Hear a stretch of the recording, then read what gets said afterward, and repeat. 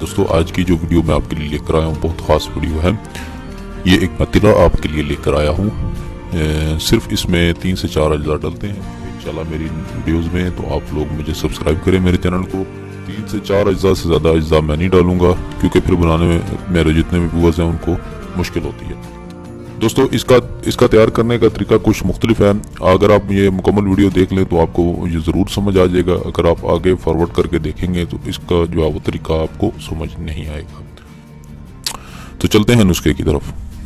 दोस्तों छोटी मक्खी का शहद आपने लेना है खालिस 60 ग्राम, ठीक है। थोड़ा सा 60 ग्राम, बिल्कुल थोड़ा सा, जिन लोगों को पता है वेट का तो वो जानते हैं। सिर्फ 60 ग्राम आपने छोटी मक्खी का खालिस शहद लेना है। अगर कहीं से मिल जाएगा खालिस शहद तो गनीमत है। बड़ी मक्खी का नहीं लेना। शर्त यह है कि इस नुस्खे की शर्त यही है कि छोटी मक्खी का शहद ज़रूरी है, बड़ी मक्खी का नहीं चलेगा। अब कमेंट्स में आप लोग पूछेंगे फिर कि भाई छोटी मक्खी का नहीं मिल सकता, बड़ी मक्खी का ले लें। तो बड़ी मक्खी का नहीं लेना, फिर आपने ये तिला बनाने की कोई ज़रूरत नहीं है क्योंकि फ़ायदा नहीं होगा बड़ी मक्खी से, ठीक है। छोटी मक्खी का शहद आपने 60 ग्राम लेना है। मगज़ जमाल कोटा 5 अदद ले लेने आपने, ठीक है। पहले आपने मगज़ जमाल कोटे को जो है वो जितने आप 5 अदद लेंगे उनको जो आपने बारीक पीस कर सफूफ बना लेना उनका, ठीक है। बारीक पीस लेना है, ठीक है। उसके बाद ये शहद उसमें डाल देना है। शहद डालकर आपने कम से कम 5 घंटे उसको रगड़ना है, खरल करना है। जो खरल होती है ना, अब खरल तो आपको पता ही है, ये समझाने की ज़रूरत नहीं है।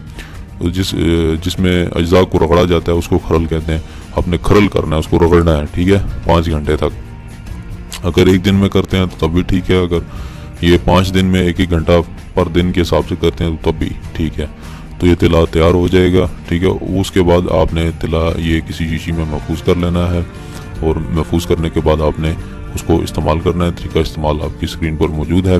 रात को सोने से पहले आपने तीनों अतराफ में मालिश करनी है, यानी 2 साइडों पे और ऊपर, ठीक है। नीचे नहीं करना, नीचे पेशाब की नाली होती है उसमें कोई लगाने का फ़ायदा नहीं है।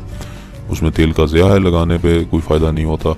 और आगे जो गैप होती है उसके ऊपर नहीं लगाना। जो टोपी होती है नफ्स की उसके ऊपर नहीं लगाना, पीछे पीछे आपने लगाना है। कोशिश किया करें जड़ पर मालिश किया करें, जहाँ नफ्स की जड़ होती है, जहाँ से शुरू हो रहा होता है उस पर मालिश किया करें क्योंकि नफ्स पे जड़ से मजबूत होगा तो नफ्स जो वो सख्ती पकड़ेगा और सीधा होगा।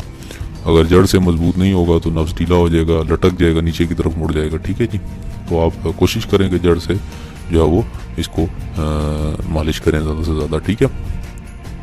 3 से 4 कतरे डाल लें या जितना हो सके बस इतना डालें कि जितना जज़ब हो जाए। मिकदार उतनी डालें कि जितना जज़ब हो जाए, इससे ज़्यादा ना डालें क्योंकि ज़्यादा डालेंगे तो फिर वो जज़ब नहीं होगा, ज़ाया हो जाएगा। उसके बाद आपने क्या करना है, उसके ऊपर कुछ चीज़ वगैरह लगानी।